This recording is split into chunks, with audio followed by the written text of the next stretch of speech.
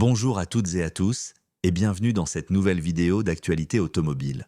On est le 24 octobre 2025 et croyez-moi, les sujets du jour sont très variés. Aujourd'hui, on va parler d'un phénomène inquiétant qui prend de l'ampleur en France, celui des freinages fantômes. Des milliers d'automobilistes racontent que leurs voitures freinent toutes seules, sans raison, parfois en pleine autoroute, avec des conséquences qui peuvent être dramatiques. Le ministère des Transports a officiellement ouvert une enquête nationale pour comprendre ce qui se passe, et les résultats pourraient bien ébranler la confiance dans certaines aides à la conduite moderne. Mais ce n'est pas tout. On évoquera aussi la position du gouvernement français sur la fin des moteurs thermiques en 2035, une position de plus en plus confuse.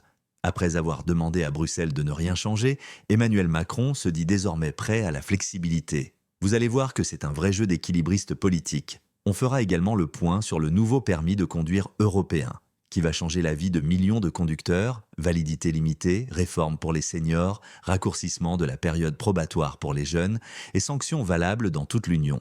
Et enfin, on terminera sur une note plus positive. Renault, qui retrouve le sourire avec des chiffres de vente en forte hausse.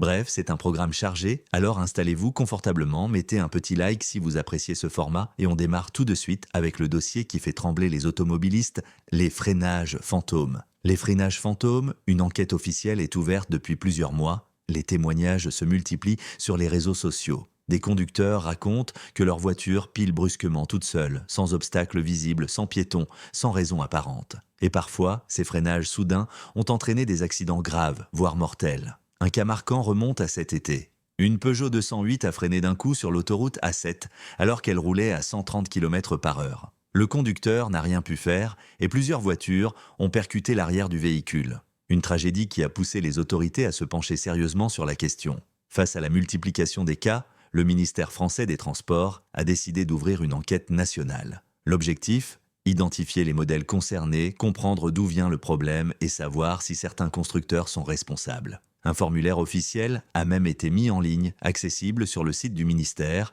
pour permettre à tout automobiliste victime de ce phénomène de témoigner. Il faut y indiquer la marque, le modèle, le lieu et les circonstances de l'incident. Et si vous avez vécu ce genre de situation, n'hésitez pas à témoigner en commentaire sous cette vidéo. Plus il y aura de cas remontés, plus l'enquête sera précise. Le problème, c'est que ces incidents ne concernent pas qu'une seule marque. D'après les premiers retours, Peugeot, Renault, Skoda, Tesla ou encore Honda seraient touchées. Toutes ces voitures ont un point commun. Elles sont équipées du freinage d'urgence automatique, un système censé sauver des vies, mais qui semble parfois mal interpréter les situations. Pour rappel, ce système est devenu obligatoire en juillet 2024 avec la norme GSR2 imposée par la Commission européenne. En clair, toutes les voitures neuves vendues aujourd'hui en Europe doivent en être équipées. Le principe est simple, des capteurs, des caméras et des radars surveillent en permanence la route. S'ils détectent un danger que le conducteur ne voit pas, un piéton, un cycliste, un véhicule dans un angle mort, la voiture freine automatiquement. Sur le papier, c'est parfait. En pratique, plusieurs experts dénoncent des erreurs d'interprétation dans certaines conditions. De nuit, quand il pleut ou quand le soleil est trop fort, les capteurs peuvent confondre une ombre ou un panneau de signalisation avec un obstacle. Résultat, la voiture pile toute seule. Selon Philippe Tabarot, le ministre des Transports, certains systèmes seraient mal calibrés et il y aurait une réelle différence de fiabilité d'un constructeur à l'autre. Le plus inquiétant, c'est que certaines assurances refusent de prendre en charge les réparations ou les sinistres liés à ces incidents. Pourquoi ? Parce que dans la plupart des cas, aucune faute du constructeur n'est reconnue officiellement. Résultat, le conducteur est considéré comme responsable d'un accident qu'il n'a pas provoqué. Plusieurs automobilistes ont déjà raconté avoir dû payer plusieurs milliers d'euros de réparation alors que leur véhicule avait simplement freiné tout seul, sans raison. Et c'est bien là tout le paradoxe. Des systèmes censés protéger les conducteurs peuvent, dans certains cas, les mettre en danger. Alors, la Commission européenne a-t-elle rendu obligatoire une aide à la conduite imparfaite ? C'est ce que l'enquête devra déterminer. Les conclusions devraient être rendues publiques d'ici la fin de l'hiver. Et si elles confirment un défaut de conception, cela pourrait avoir des conséquences énormes pour l'industrie automobile. Rappel massif, révision des normes GSR2, voire suspension temporaire de certaines assistances électroniques. L'affaire est donc à suivre de très près.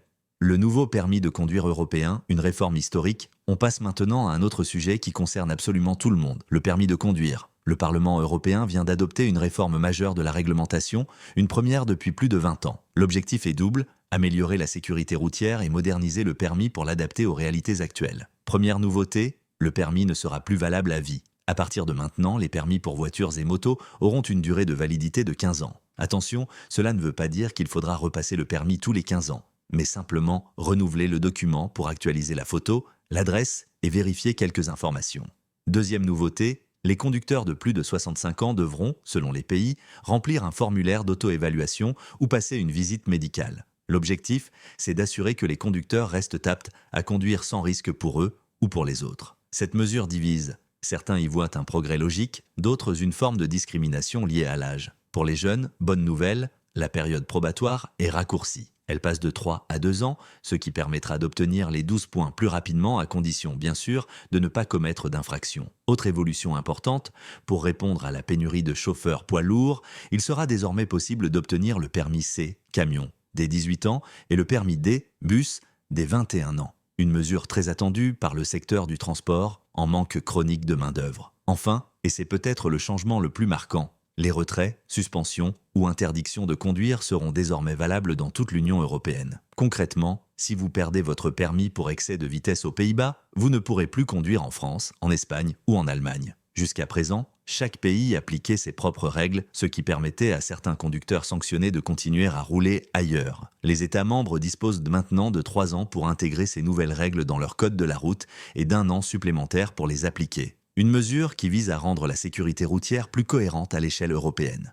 Macron et la fin du thermique, une position de plus en plus floue, on passe maintenant à la politique automobile et on va parler d'un sujet explosif. La fin du moteur thermique en 2035. Ces dernières semaines, la position française a encore évolué. Il y a quelques jours, Paris demandait à la Commission européenne de maintenir le calendrier sans changement aux côtés de l'Espagne et de l'Allemagne. Mais ce jeudi, Emmanuel Macron a pris la parole et tenu un tout autre discours. Le président a affirmé qu'il fallait ouvrir des flexibilités et défendre une neutralité technologique. En clair, oui à la décarbonation, mais pas forcément uniquement avec la voiture électrique. Selon lui, il faut atteindre la neutralité carbone au maximum d'ici 2035, ce qui laisse entendre que d'autres technologies, comme les carburants de synthèse ou les biocarburants, pourraient être autorisées. Un revirement qui illustre parfaitement le chaos européen sur ce sujet. Certains pays comme l'Allemagne ou l'Italie refusent une interdiction totale du thermique. D'autres, comme la France, changent de cap presque chaque mois. Pour les constructeurs, c'est un casse-tête. Comment planifier leur gamme, leurs usines et leurs investissements si les règles changent sans arrêt? D'autant que la filière électrique européenne est encore très fragile. Le géant Northvolt,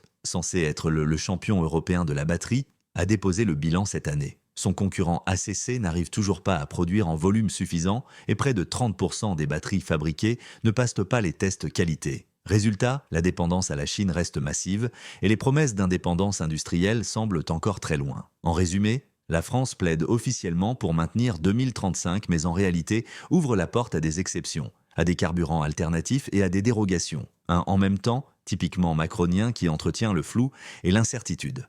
Renault, une bonne nouvelle dans la tempête. Et pour finir, une actualité qui fait plaisir, Renault renoue avec la croissance.